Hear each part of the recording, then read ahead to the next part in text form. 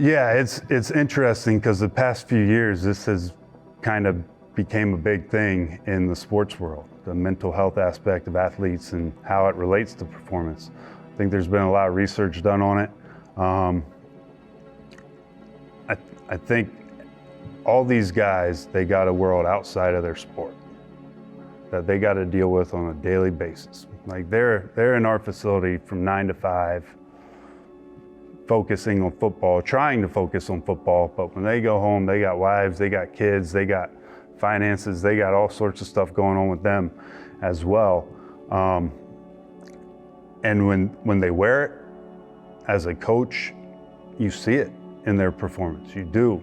And I think the biggest thing with them, like sports are such a moment-to-moment thing. Like this play to that golf swing to that golf shot, right? It's so moment-to-moment. And if you don't have the mental strength to kind of compartmentalize a little bit, it snowballs on your performance. And one bad play turns into 2 bad plays or 3 bad plays. Which and as a result turns into a bad game, a bad season, and at our level, jobs, right? And livelihood, which opens up a whole nother can of worms.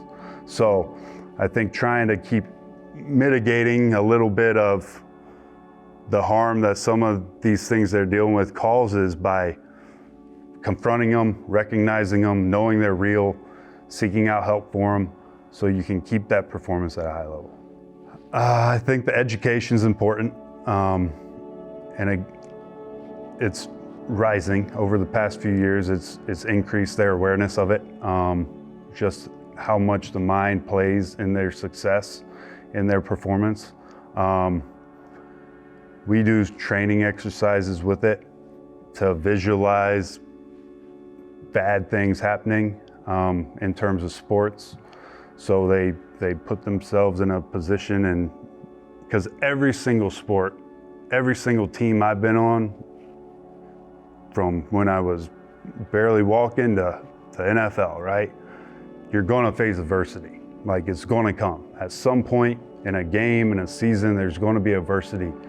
And if you're not able to deal with it and you're not mentally strong enough to deal with it, that's when things turn bad.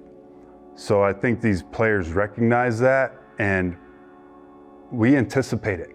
Like we try to train them to anticipate it and not be caught off guard when it happens, because it's going to. And I always tell it's funny because I always tell our players, like they get paid too. Like they're gonna make plays. They get paid to make plays, they're gonna make plays. A corner, you're gonna give up a deep ball. It's gonna happen.